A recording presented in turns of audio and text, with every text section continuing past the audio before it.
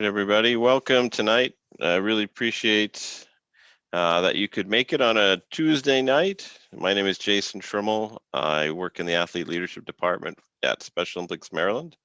And tonight we're going to kick off the inaugural Voices of Champions talks, kind of TED style brief talks. We've capped it at 5 minutes per speaker.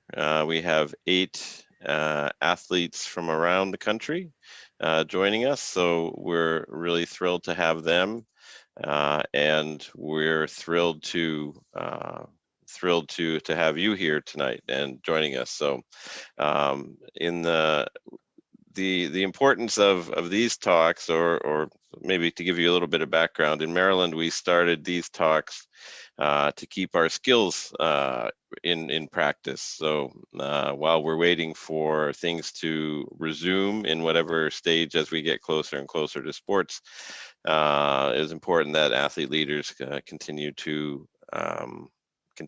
keep their skills sharp. So we've been practicing speech writing around topics and then presenting. And so it just made sense that then we offer this opportunity across to other programs to get a diverse view of topics and of individuals.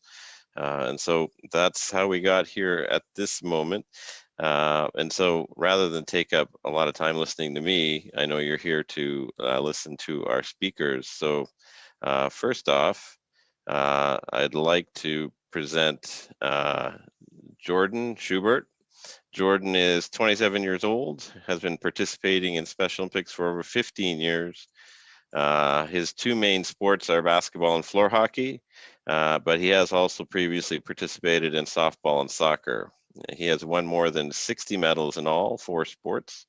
In addition to his athletic success, Jordan has spent the past 7.5 years working for Special Olympics Pennsylvania as the manager of athlete leadership and young athletes. Outside of Special Olympics, Jordan is a proud graduate of Westchester University and loves trains, Star Wars, and cooking. So if you could take a time and welcome Jordan. Jordan, please take it away. All right, thank you, Jason, and thank you all for listening in tonight. I'd like to talk about my experience in overcoming obstacles and gaining confidence in both myself and others, inside and outside of Special Olympics.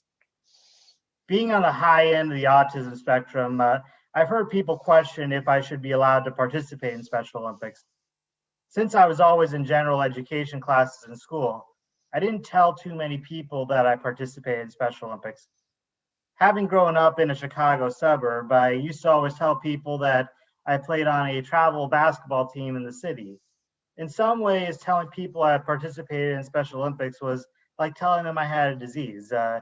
And during my early years of participating, particularly in elementary and middle school, I didn't really understand why I was participating in Special Olympics. It wasn't really until I was in high school that I fully understood my disability.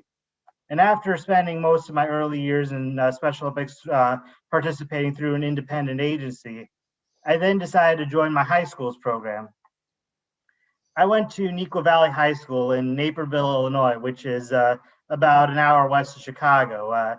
And many schools in Illinois offer Special Olympics. However, Neuqua has always been considered one of the strongest school-based programs in the state. And since I graduated, not only have they improved the quality of their traditional sports programming, but even more so with their unified sports and other areas that are a part of Special Olympics Unified Champion Schools program. Right before my freshman year, I decided to come out of my shell a little bit and let other people know who I really was. Like many other student athletes, I wore my jersey to school on game days. And classmates who I didn't think I wanted to know that I participated in Special Olympics, they were amazed when I told them who I really played basketball for. And another time we had an away game right after school ended. So I decided to wear my entire uniform to school that day, and everybody was showing support towards me that I never thought I'd ever receive. After my sophomore year, I earned an opportunity to become a reporter for my school's newscast, Wildcat Weekly, where not only did I focus on local and national sports headlines, but also highlighting my team's accomplishments. And in addition to interviewing my coach, it also felt great to show actual game footage to my classmates and teachers and show that we played just as hard as any other sports teams at my school. And also, just like any other student athlete, at the end of the season, I earned a varsity letter, and I value those letters the same as I value my medals. Throughout my 4 years of high school, I had more people become accepting of me and seeing me for what I could do rather than what I couldn't.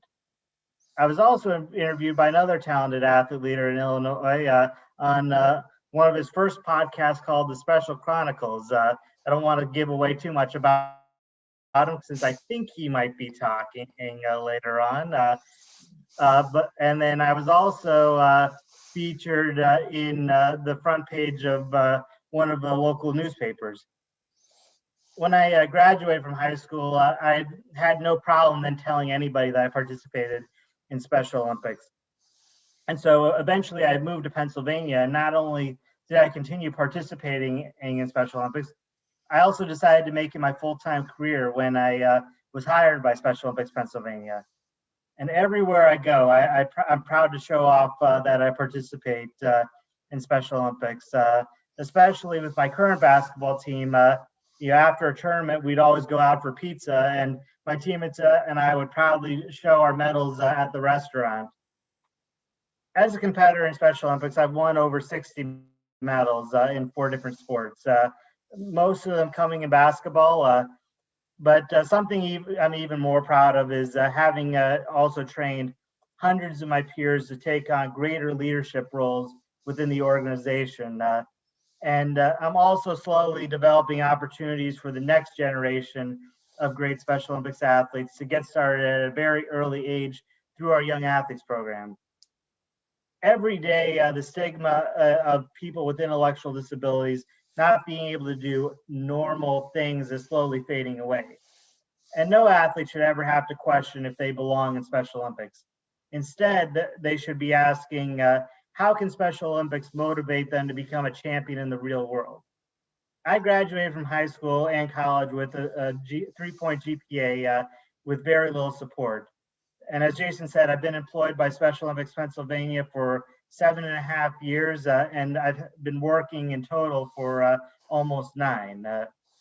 Like many of you on the call, I'm hoping to be able to compete at next year's USA Games in Orlando.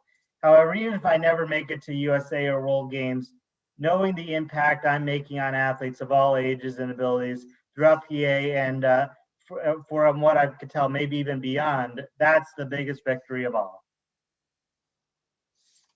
All right. Thank you, Jordan. Nice job. Good, strong opening. Good to have you with us. Nice that PA is represented. And I know I've worked with Jordan, and especially hard worker, and really likes to move the movement forward. So it's a pleasure to have him here tonight. So again, thanks, Jordan. Let's see.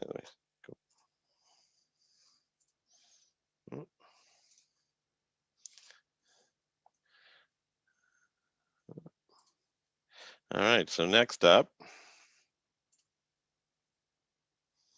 All right, so our next speaker is Daniel Smrokowski, an award-winning and veteran podcaster, columnist, and an acclaimed advocate, telling disability stories on the groundbreaking platform specialchronicles.com. He serves as an ambassador for ComEd and United Airlines. In addition, Daniel is a Sergeant Shriver International Global Messenger with Special Olympics. Daniel creates podcasts, videos, blogs, columns, and public speaking to give respect and voice to people with special needs. Daniel educates and informs our community that those with different abilities bring unconditional love and joy every day. Ladies and gentlemen, Daniel Smrokowski. I'm Daniel Smrokowski, and I'm from Special Olympics Illinois, part of our Special Olympics North America region. I live in the suburbs of Chicago. and I'm honored to be speaking with you today about how our Special Olympics movement is all about love. Special Olympics brings love to everyone we meet. I'd like to share with you why I believe that. First time I thought of the whole idea of loving was the summer of 2018. It was the 50th anniversary of global celebrations in Chicago. So many people from all over the world gave so much of themselves to the celebration. On 2 midsummer evenings, many buildings lit up red for inclusion. A symbol not just for inclusion, but also for love. One of the buildings was the famous Opera House in Sydney, Australia. A few other buildings were Nelson Mandela statue in South Africa, the Water Cube in China, and the Emirates Palace in Abu Dhabi. So many volunteers, staff, and fellow athletes gave so much of their time in love and support of current athletes, but also remembering with love and appreciativeness the history of Eunice Kennedy Shriver and the Special Olympics movement.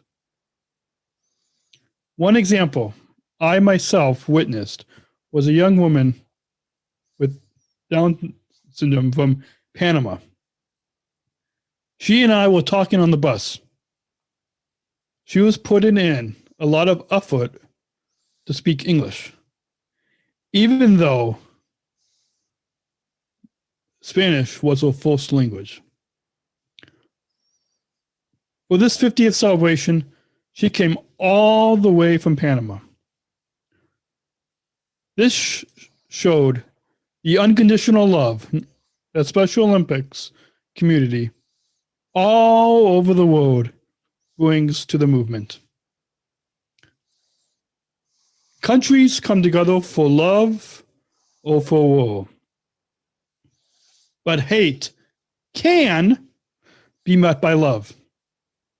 We Special Olympics athletes show love when we are met with hate. That's exactly the way I have always been. No matter what, when people say bad stuff about me and my friends, I smile, I listen, and I stay happy and joyful when interacting with them. That's what I've always shown. Special Olympics brings out the best in every person. Special Olympics brings out the best in not just every athlete, but every coach, volunteer, staff, every family member, law enforcement participant, and every sponsor.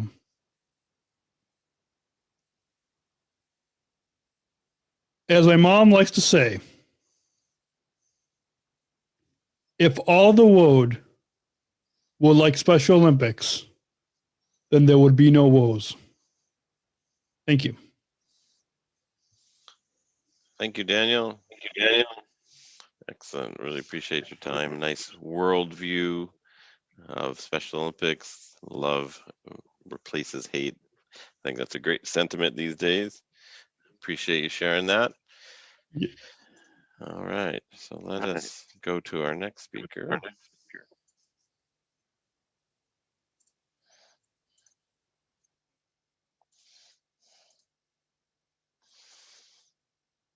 All right, our next speaker is Elaina Camacho from Special Olympics Maryland.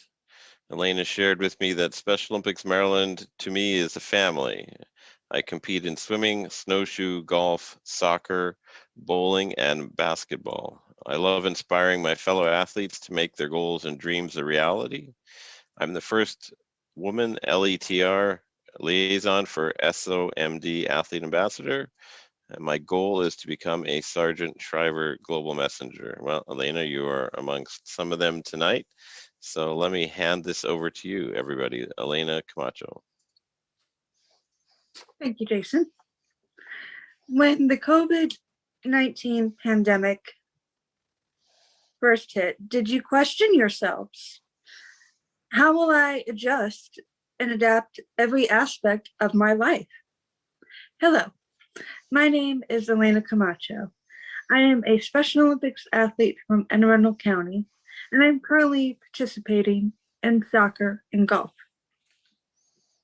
There are many barriers of communicating and understanding between people with an intellectual disability and first responders.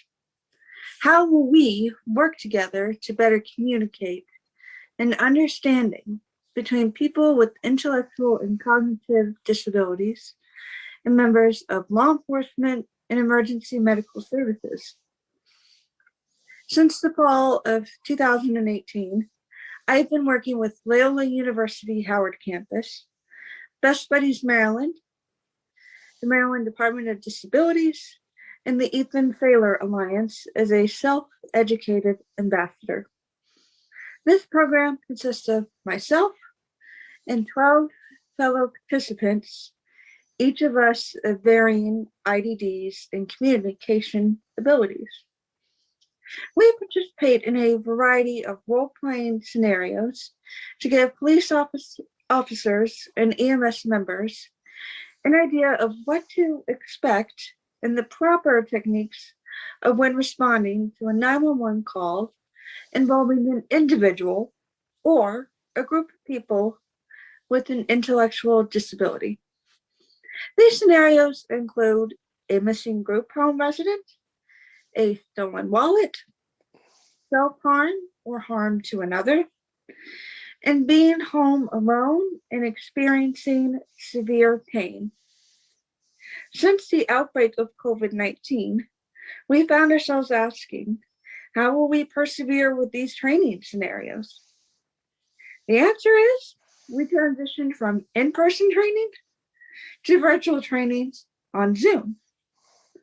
I'm sure many of you found you can relate to struggling with having to adjust and adapt to the virtual realm in everyday aspects of life, such as work, education, and social lives. There were both pros and cons as to how we would persevere. The pros are, we don't have to set aside time for traveling, don't have to worry about conducting training socially distanced, and we can have smaller training sessions. The cons are, many ambassadors have never used Zoom before. It is hard to properly portray potential situations without physical contact. Working around everyone's schedules with work and online schooling. This past winter, we trained 5 more advocates. We are expanding the curriculum with 4 additional scenarios in both police and EMS. This will be participating in a national Zoom training with EMS members. I believe that pandemic or no pandemic, that these trainings are important because I believe it is important to be an advocate for individuals with an IDD and first responders, because I feel it is paramount that our first responders know how to properly interact and communicate when responding to calls involving people with an IDD and remaining safe at the same time. When the pandemic is over, I hope that my self-educated ambassador training can return to normal. My challenge for you is to think of one way of how we can improve communication and understanding between people with an intellectual disability and our members of law enforcement and EMS. Thank you for letting me share my story of adjusting and adapting with you. Thank you, Elaina. Thanks for sharing all the good work you're doing in Maryland with Loyola University and Department of Disabilities and Best Buddies. So excellent. So now we will go to.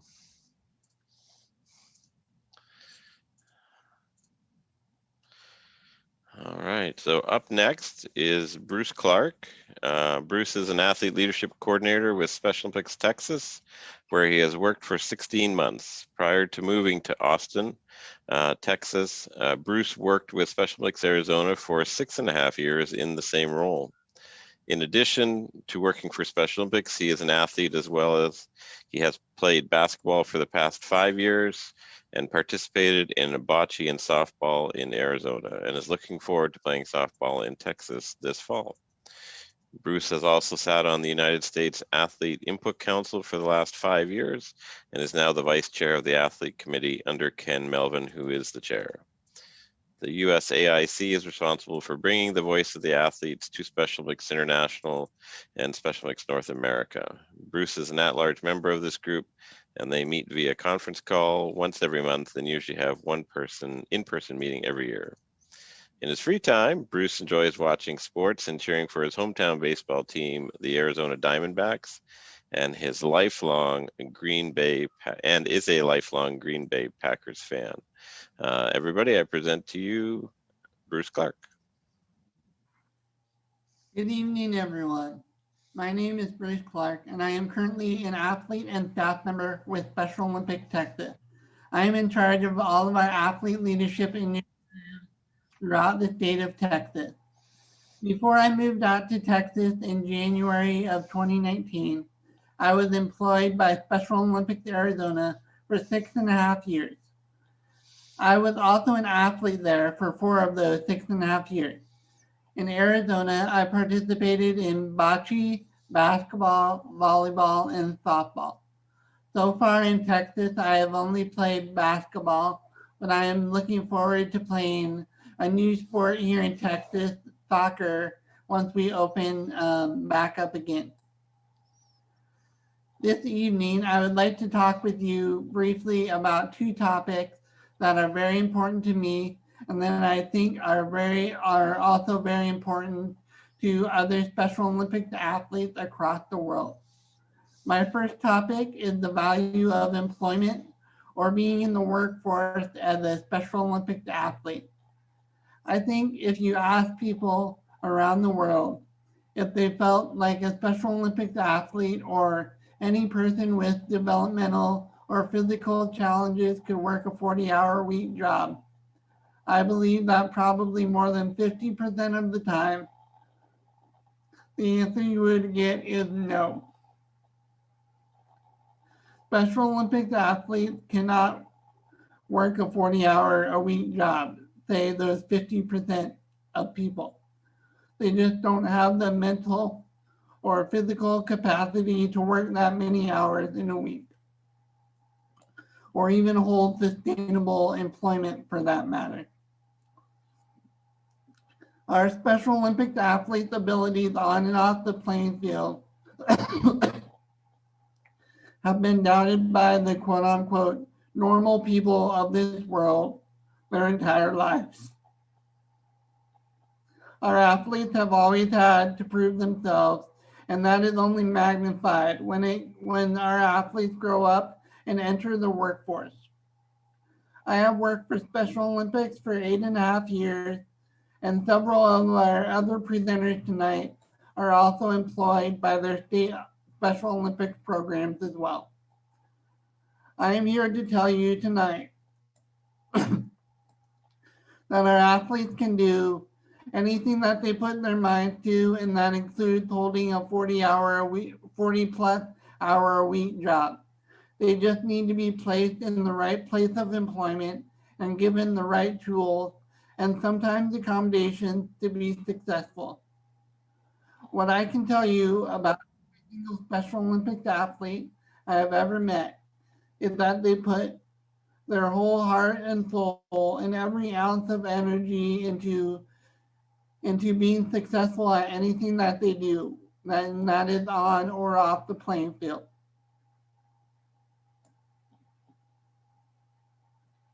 Our athletes deserve the chance to prove those people who have doubted their abilities their whole lives wrong. A program that I created for our athletes in Arizona that I'm trying to get started here in Texas is an athlete employment training program where Special Olympics athletes get trained on how to write a resume, interview skills, professional behavior in the workplace,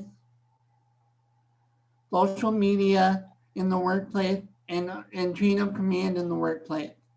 With this training and the right job and group of coworkers, I guarantee you our athletes will be successful. I'm gonna skip the statistics just because of time, but there is also one other aspect of our Special Olympics athletes that I would like to talk with you briefly about for the next couple of minutes, and it ties in nicely to the aspect. That is the confidence that our athletes build within themselves when they achieve a goal that they have set out to achieve. Athletes obtaining a job and meeting goals or finishing tasks within that job helps our athletes to build confidence in their abilities and encourage them to share the story of their involvement with Special Olympics. Also in the workplace, athletes build relationships with their coworkers and can build lifelong friendships with a group of people who believe in their abilities because they have seen what our athletes can accomplish in the workplace. Our athletes have been told their entire lives that they can't do something, maybe it will be too difficult for them.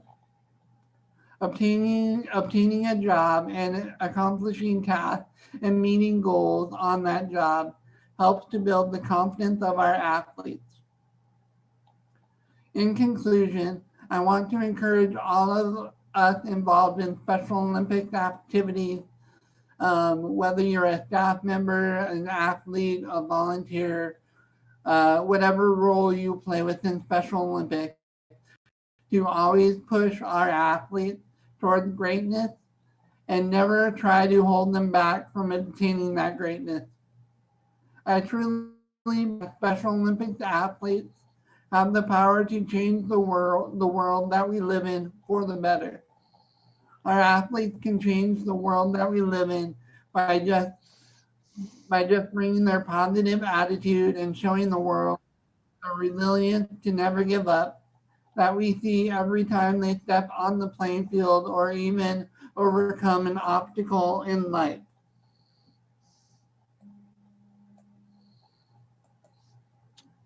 Thank you, Bruce. Excellent job. We really appreciate you talking about a very important topic around employment and skill sets, and a part of the kind of your training program. I know part of the athlete leadership training program and the new curriculum that's come out is talked about employment skills that are applicable as well. So I think really a relevant topic. All right. So our next speaker is, if I can get it right here.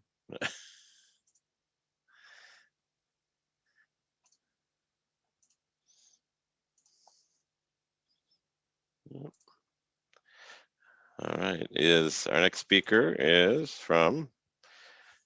hailing from Special Olympics, Maryland, Adam Hayes, 36-year-old man who has competed for 25 years in Special Olympics and currently competes in 5 sports. Cycling and soccer are his favorite. He also is an athlete leader, taking on roles such as the current Special Olympics Maryland Athlete Leadership Council Chair, former law enforcement torch run ambassador, and co-creator of an athlete-led media team, Maryland Media in Motion. He currently is employed at Special Olympics Maryland as a digital and multimedia coordinator in the athlete leadership department. A memorable moment for Adam was standing on the Acropolis in Athens, Greece, where he helped carry the flame of hope before departing as a final leg torchbearer for the 2011 Special Olympics World Summer Games in Greece. In his off time, Adam rides his bike over 1,500 miles a year, and in 2020 really raised his game and rode 2,025 miles around the area. Ladies and gentlemen, please welcome Adam Hayes. Thanks, Jason. Good evening. Before I begin, let me pose this question to you. Have you ever wondered what our future is going to be like? I mean, far future. Think the Jetsons. With all the technology and advancements that have been made in the last 50 years, it has me dreaming of things that can help myself and others like me move through life, aiding and overcoming disability. Astrophysicist and planetary scientist Neil deGrasse Tyson said it best.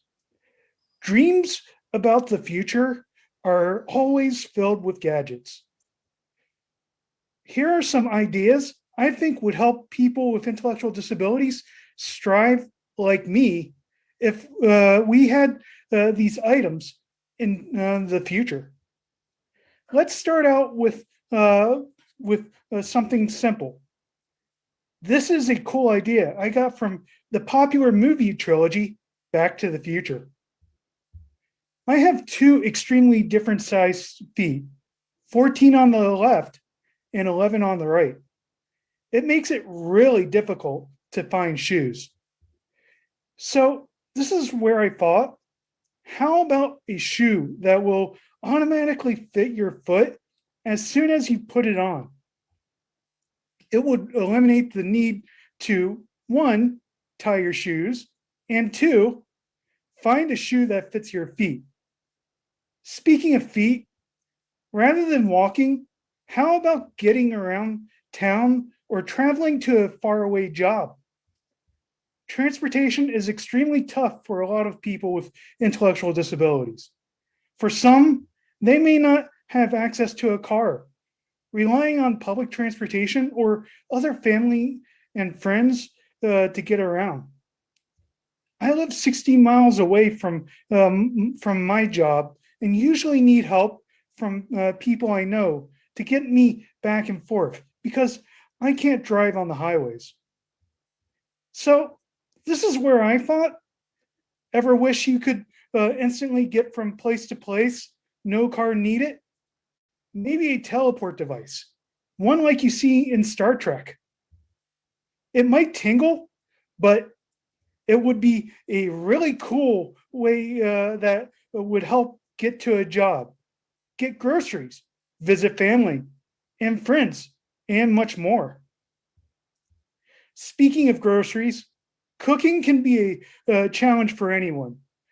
But wouldn't it be cool if we had a robot like you see in the Robin Williams movie, Bicentennial Man? They can be your friend to comfort you, help you cook, and much more. That's slowly becoming a reality, even now. But I can't wait for the day that someone more bionic than me can help teach me how to cook outside of my own parents.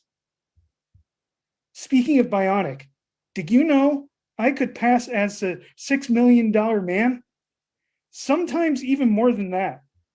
I mean that literally, with all the technology that has been put in me. I have a condition that ancient Greeks called water on the brain, but in the future, we call it hydrocephalus. So how does that make me Special Olympics coolest humanoid robot?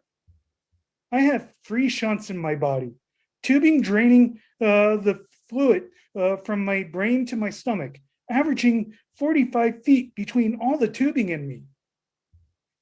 Medical advancements have come a long way since 2,500 years ago, since the days of Hippocrates, the father of medicine. Now, you can even talk to your own doctors through video conferencing applications, and get a diagnosis or advice right on the screen. By the way, with apps on your phone, there should be something to help your memory. No, I'm not just talking about dictionaries or games that help improve memory function, but an app that can help you remember words you lose in conversation right on your phone. Imagine an app that could instantly suggest an idea of words as it listens to you while you are talking. When you get lost in what you were talking about mid-conversation. And then, boom, it gives you a couple of words you were trying to think of. I have this problem a lot, and it gets extremely frustrating. And that would be an amazing thing to have. There are so many different ideas that could be used to help make life easier for people with intellectual disabilities. With these tech hacks, people with disabilities can bring a world of inclusion for everyone. It will help everyone achieve and show the opportunity we dream of having can be achieved. All of this through future technology and applications that can help people like you or me. Accessible technology and services are important for people with intellectual disabilities. Dreams like these can help us achieve more and be contributing members of society. So here's my call out to all the inventors out there. Where are you at, Elon Musk? Whenever you think of something revolutionary, don't forget about those with intellectual and physical disabilities.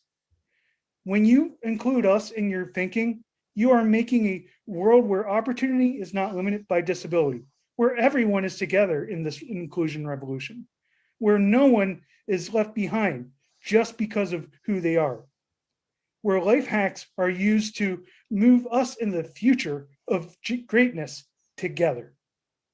Thank you. Thank you, Adam. Excellent. I would like, can I pre-order a robot or two? Would that be? Could use some help cooking and self-driving. That would be great. Right on it.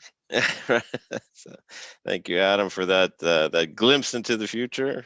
I look forward to seeing that come true. So, all right. So next up, I'd like to welcome Mary Ellen Powers. Mary Ellen is a Special Olympics athlete and global messenger from Rhode Island. She is 38 years old and has a mild form of Down syndrome called mosaic Down syndrome. She works for Special Olympics Rhode Island full-time as the administrative assistant. Mary Ellen is an athlete representative on the U.S. Athlete Leadership Committee, and she serves as an at-large member of the U.S. Athlete Input Council. Ladies and gentlemen, Mary Ellen Powers. Thank you. Good evening. My name is Mary Ellen Powers. I am a Special Olympics athlete and a global messenger. I come from a big, loving family, and I live in a small town of Barrington, Rhode Island. When I was a teenager, especially in middle school, I struggled a lot with acceptance and trying to fit in with my peers. Some friends walked out of my life. Some just pretended to be my friends. And as some of my real friends started to date, I was bullied by some mean boys who called me fat, ugly, and retarded. I lost a great deal of self-confidence. I became quiet, shy, and I was afraid to stand up for myself. In 1999, I attended a Special Olympics bowling practice with a friend, and my life changed from that moment on. I was hooked. In fact, one of the first friends I met is one of my best friends today. I compete in unified bowling, swimming, and unified sailing. In my 22 years of competition, I have become a stronger athlete, especially over the last few years. My determination and my dedication to my sports have grown even stronger. I even set personal goals for myself when I compete. I reached a big personal goal in swimming a couple of years ago at our state summer games. I felt on top of the world when I accomplished my goals. Bringing home a gold medal, and coincidentally, during the 50th anniversary of Special Olympics, felt like the icing on the cake. And it was a proud moment I will always remember. When I was a young teenager in middle school, my least favorite thing in gym class was running laps. I hated it. I was overweight and I would get short of breath easily. It was not easy for me at all, and I wanted to give up. In the summer before going into 8th grade, I had surgery to correct my severe scoliosis. And once I recovered from that surgery, I was excused from gym class for the rest of my school life. This past year, I decided to do my impossible for one of my sports in our virtual state summer games. I practiced hard and trained in our virtual fitness classes. I practiced around my neighborhood, and I successfully ran the 50-meter dash. Although I wasn't racing against anyone because of the pandemic, in a way, I was. I was racing against myself, that 13-year-old girl who could barely finish those laps. I did not give up. I had a determination, the drive, and the confidence that I could accomplish my most challenging sport, and that was one of my greatest moments as a Special Olympics athlete. When I learned about athlete leadership opportunities, I thought it would help me continue to build up my self-confidence. I went through Global Messenger and athlete leadership trainings. I was a nervous wreck the first time I gave a speech. My voice has grown and gotten stronger over the years. I have even stood up against the hurtful use of the word retarded. I spoke at the 2010 Global Congress in Morocco, and I emceed a VIP reception at the 50th anniversary celebrations in Chicago a couple of years ago as a 50th anniversary messenger. I have come a long way over the years.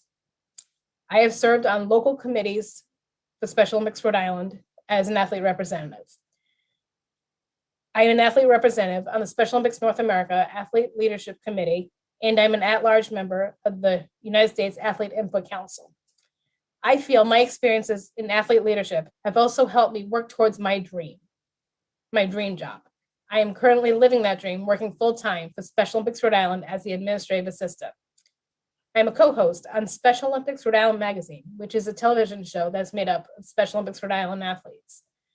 I've had some incredible experiences through the show, and I have traveled to the World Games in Ireland and Japan, and I've even interviewed a few celebrities over the years. My favorite interview ever was with Eunice Kennedy Shriver. From the athletes to the volunteers, and even my coworkers at Special Olympics Rhode Island, I have gained many friends over the years. I even met my boyfriend of over 11 years on the set of Special Olympics Rhode Island magazine.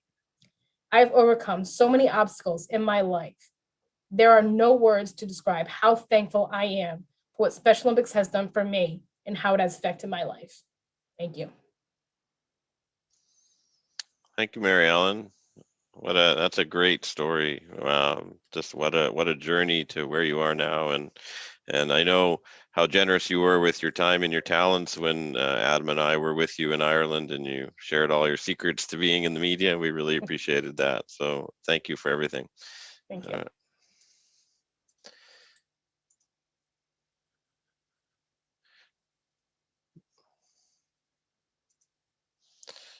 All right, next up, Special Olympics Southern California athlete Dustin Plunkett has been active in Special Olympics for more than 21 years. He has thrived as both an athlete and a public speaker. No small task for a young man with a speech impediment and a cleft palate, in addition to his intellectual disability. Dustin has risen to the highest ranks of athlete leadership as an international global messenger, where he has had the opportunity to travel the world. One of his fondest memories was sharing the stage with Yao Ming at the World Games in Shanghai. Plunkett relishes each opportunity he can get to reach people and share his own story of success over adversity in order to inspire others to do the same. Special Olympics has empowered him to take control of his own life. He was a member of the board of directors for the LA 2015 Games, as well as a member of the GOC, or the Games Organizing Committee, for LA 2015.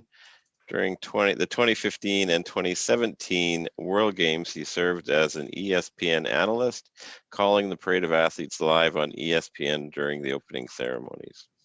Today, Dustin works for Special Olympics Southern California as a manager of outreach and inspirational speaker. Ladies and gentlemen, Dustin Plunkett. Thank you, Jason, for that great introduction. And what we'll be talking about is overcoming obstacles. And you heard from Mary Ellen in her last speech how she overcome some obstacles, and that's obstacles of herself and everything. And I'm going to go in a little bit more about overcoming obstacles to help you achieve your goals, and 2 words you can use to prove others wrong. But let's go over the meaning of overcoming obstacles. Overcoming obstacles means that you can work through a challenge in order to achieve a goal. And right now, I bet you're asking yourself, what are those challenges? And the challenges I'm going to talk about today is people using or putting labels on themselves or others. I know we all grew up and we are told, and others told us that, hey, Dustin, you can't do that. Or, hey, Daniel, I don't think you can do that. And we're doing it. But the one thing that really showed this light coming true, where I learned that not only do people put labels on us, but we put them on ourselves as well. I had a great story to tell you guys from when I was working on the World Games in 2015. I was hired first in January 2014 working on the World Games. And it took about a year later before they hired the second athlete to be on the staff with intellectual disabilities. And I noticed the first 6 months of her, or first 3 months that she was on the job, I was being treated differently than she was. I would always get the invite to go out and have coffee or go to a morning event with my colleagues, or I would get the invite to go out to lunch with my colleagues and hang out with them, or go have a drink after work and everything, and just spending more time connecting with my colleagues and being part of a family working environment, which every Special Olympics office is like. So I took it upon myself to go talk with this athlete's supervisor. And I asked the supervisor, I'm like, why am I being treated different than Kaylee? And she honestly said, Dustin, it's going to take a while to talk about it all. Let's go ahead and go out to lunch next week. And while I'm having lunch with her, she goes on to tell me that Kaylee put labels on herself, saying that I don't feel comfortable doing that, or I don't want to do that. And I don't feel comfortable in that environment. And it's like going, oh my God, we need to teach our athletes not to put labels on themselves. Because the more labels you put on yourselves, the more obstacles that you'll have around you. And it'll be harder and harder to overcome them. So be very careful on how you present yourself to people so those labels don't get placed on you. And I'm glad that I took it upon myself to go ask Kaylee, the athlete supervisor, hey, how come Kaylee's not being treated the same way I am? But one thing that I really learned about is I was a guest trainer for athlete leadership training in Florida before I was hired on with the World Games. And we are doing Athlete Leadership 101. And if you are an athlete leader, you know one of the sessions in that course is roadblocks and barriers. And I fought with the other trainers going, hey, this session, I want to do it all by myself because I have a game plan to do the roadblocks and barriers. And it just hit me in that moment while I'm training, talking about roadblocks, barriers, obstacles, anything that comes in our way as athlete leaders and in our own personal growth. I told the athletes, and during one of the skits that we were trying to do, is I wanted to become a volunteer for one of the events. And the staff person I was trying to pitch on this just shot me down. And finally, I'm just like, watch me.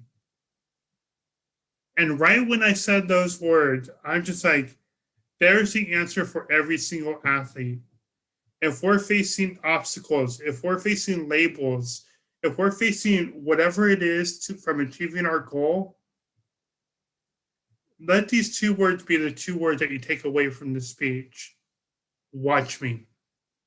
You tell people who say, oh, you can't do that, watch me. And you go out there and you prove them wrong. And I'm glad that I did this training before I was working the World Games, because when it was announced to other staff people there at the World Games that Dustin will be the uniform coordinator and design all the uniforms for all the volunteers, one person stood up and go, Dustin can't do that. Well, guess what? Watch me. I did. Thank you for having me here. Thank you, Dustin. I think those are great 2 words to use when confronted with other people's labels, right? Excellent. Really appreciate you sharing your story and your experience with us. And that brings us to, let's see, our last speaker of the evening. Hanna Joy Atkinson is a Special Olympics Colorado athlete in skiing and cycling, and is an active health messenger promoting fitness and healthy cooking. She is honored to represent all Special Olympics athletes as a Sergeant Shriver International Global Messenger. She is determined to inspire joy and acceptance while empowering others to be their best selves through speaking engagements, videos, writing articles, and embracing life fully. Ladies and gentlemen, I present to you Hanna Atkinson. Thank you, Jason, and welcome everybody. So my speech is about kindness and justice. So this is the question I asked myself when I woke up this morning. What message would I like to share? The answer came to me pretty quickly. I wanted to talk about kindness and justice because they are related to each other. When practiced together, kindness and justice can help make a positive impact in this world. I believe kindness is both an attitude and an action. As an attitude, kindness comes from your heart. When you truly believe in the value of others, as you do that, your heart softens toward those who are different than you are. Action follows. As an action, kindness means making a connection with someone. That could be a smile, a kind word, a card, a conversation. Think about the acts of kindness that you have received. Those are the actions you want to pass on to others. Kindness starts by being kind to yourself. Take care of yourself. Sleep well. Tell yourself that you are powerful, that your voice matters, that God created you for a purpose. Be patient with yourself, and when you need to, forgive yourself. Now take the message of kindness and spread it to others. Tell them they are strong, powerful, and created for a great purpose. Really listen to them. Ask follow-up questions. Show care with no judgment. Practicing kindness reminds someone that we value them. Think of the people who are important in your life. When you are happy, when they are happy, you are happy. When they hurt, you hurt with them. As we see value in others, we need the need to treat all people equally. This is what justice means. It's a desire for fairness, not just as a goal, but as a character trait. It means treating everyone the way that you would like to be treated, with respect and, yes, kindness. We all need to be aware of social justice, which is all about equality and dignity. It's heartbreaking when someone cannot see who you really are, but instead sees only a stereotype that limits you. I have Down syndrome. That stereotype for someone like me is that I will never be able to speak very well, or learn much, or hold a job, or be good at sports, and that we are always happy. Guess what? That is not me, except for the happy part. I'm just kidding. Like everyone who has Down syndrome, I experience a range of emotions, sometimes happy, sometimes sad, sometimes angry. This is who I really am. I am 4'9" tall, which is a fun size. I have given hundreds of speeches in places as far away as Abu Dhabi and Paris. I have walked at Olive Garden. I can cycle up to 67 miles in a day. I have conquered a black diamond ski once. I'm a person that cares about family, God, my community, and my coworkers.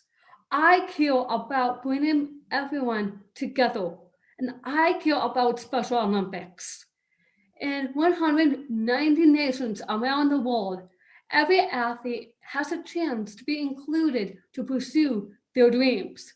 Every volunteer and donor has a chance to witness the capabilities that Special Olympics brings out in our athletes. It starts with kindness. That kindness turns into respect. That respect leads to dignity and justice. We do this as a team because all of us have something to offer. I see justice created in friendships among all people. That's why we call it the inclusion revolution, because we all spread joy, equality, and justice every day. As athletes, we are showing kindness to ourselves by eating healthy, training hard, and developing new skills. We are showing kindness to others by cheering them on. We are achieving justice in our schools with programs like Unified Champion Schools and Special Olympics Health, and in our communities, where Special Olympics athletes are holding down meaningful jobs. We draw thousands of volunteers, supporters to our events, and every single person gains a better sense of inclusion and justice can accomplish. We are part of a greater struggle for justice in our world. Tim Scheifel recently said, "Today we are in solidarity with our athletes, leaders, brothers and sisters of color who have suffered. We come to this moment with humility, recognizing our need to learn and change." Thank you, Tim. Kindness and justice have been the foundation of Special Olympics from the very start. As athletes, volunteers, and supporters, we have lived this truth. We are prepared and eager to carry the message of kindness and justice forward. Thank you. Thank you, Hannah. Very powerful finish to our talks tonight. Excellent. And a great message to share with everybody who's on here tonight. Excellent, really good job. So I wanted to thank again, Jordan, Daniel, Elaina, Bruce, Adam, Mary Ellen, Dustin, and Hannah for all your time and your efforts tonight to put a speech together. Thank you to everybody who came to enjoy the speeches. I really appreciate that you took your time on a Tuesday. I'd like you to know that we're going to continue this series quarterly. Our next Voices of Champions talk will be Tuesday, May 11th, 2021. We still have openings for some speakers, and we're certainly looking to have another 8 speakers for that event then. I will quickly put my email address in the chat if anyone would like to get a hold of me and is interested. So this is the commercial part of that tonight. So if you're interested, please do get a hold of me.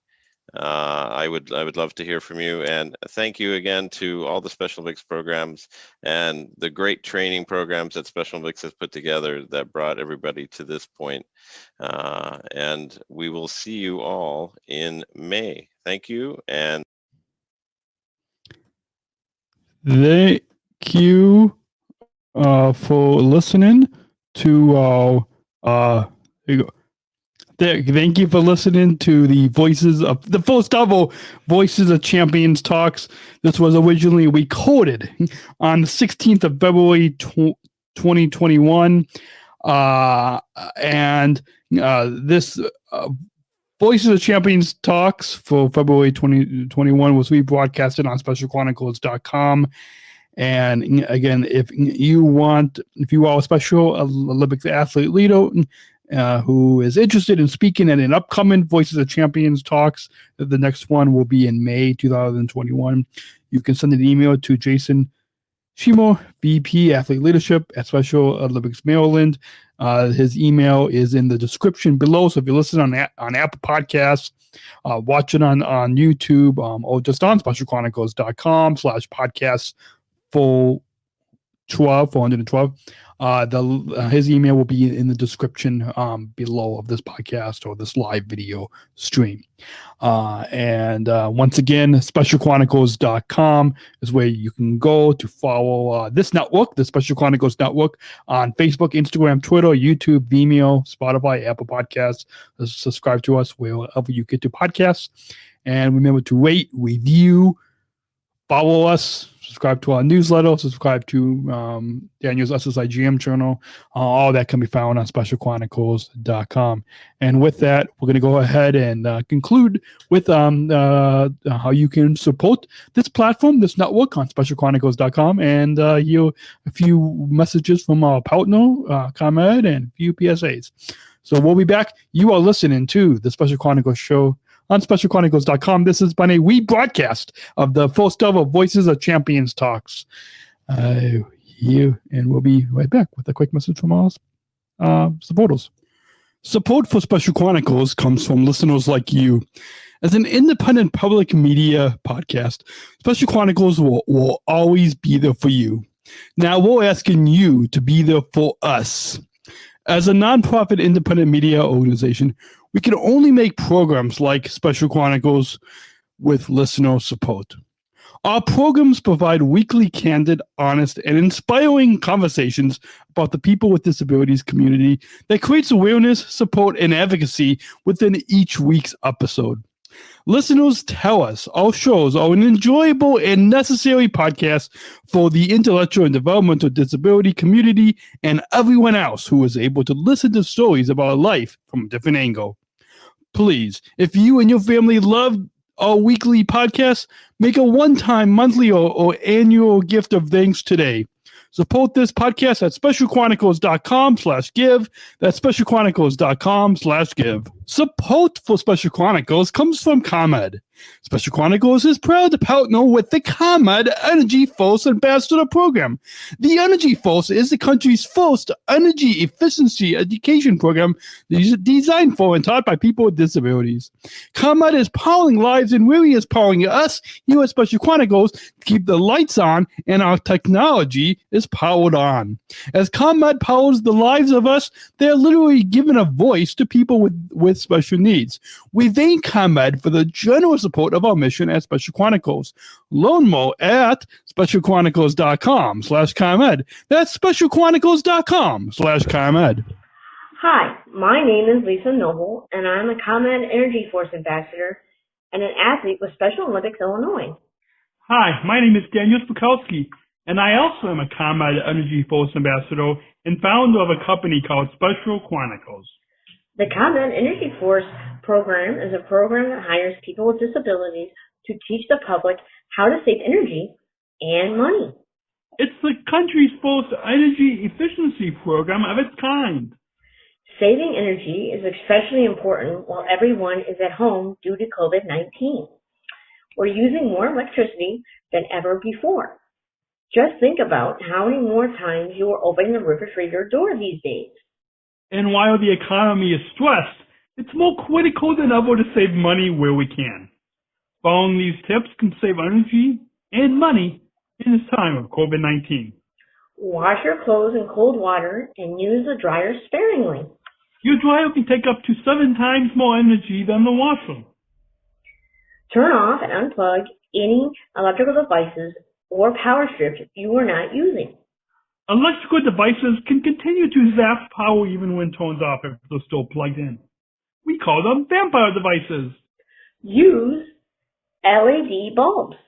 They use 25% less energy than incandescent bulbs and last up to 25 times longer, saving you lots of money over time. Keep your refrigerator between 35 and 38 degrees. And be sure to use Energy Star appliances. And last but not least, Check out PodmanDan.com/home savings for more tips and rebates. Lisa and I would like to thank you for taking the time to listen to us today. Remember, we are all in this together. Stay healthy. And stay safe. Bye. COVID-19, better known as coronavirus, has spread throughout the world. Information about children with this disease is limited, but they are known to have had mild symptoms. Many organizations are responding accordingly depending upon their area. It's best to stay home and away from others, especially when sick, and continue following healthy hand wash guidelines, covering mouth and nose and not touching your face or high-touch surfaces. Clean and disinfect high-touch surfaces regularly, and for more information, please visit cdc.gov/COVID-19. Thank you. We're not just athletes. We are the ambassadors of an uprising. Peaceful protesters. In a rebellion against anyone who has a fear of difference. Difference. Our demands are equality, dignity, and the recognition of our shared humanity. We will not stop or accept anything less. Today, our world is more divided than ever. And coming together has never been more urgent. The revolution is inclusion. Find out more at jointherevolution.org. Oh, listening. You should unplug your mic, Daniel. You're listening to the Special Chronicles Show. This is my name is Daniel, founder of Special Chronicles and a Southern Tribal International Global Messenger with Special Olympics. I hope you have. I really hope you have enjoyed it. Most of all, I really hope that you were inspired, that you were empowered by the first ever Voices of Champions talks that, again, has been rebroadcasted on specialchronicles.com. It will be available on our YouTube, Facebook, Twitter, live pages. It will be on Apple Podcasts, Spotify, now on Pandora as well, iHeartRadio, wherever you get podcasts. Remember to rate, review, follow us, subscribe, listen, share, like, subscribe to our newsletter, all that. Again, Special Chronicles, specialchronicles.com is where you can go. The link will be below. Again, we will be back next week with some more exciting podcast episodes and shows and series, and look forward to talking to you then. So until then, remember to show love and kindness and justice to everybody that you meet. And till the next episode, this is Daniel, founder of Special Chronicles and a Southern Tribal International Global Messenger with Special Olympics, right here on specialchronicles.com. This has been the first ever Voices of Champions talks we broadcasted on specialchronicles.com. We'll see you next week. Until next week, remember, choose to include Special Chronicles, giving respect and a voice to people with special needs.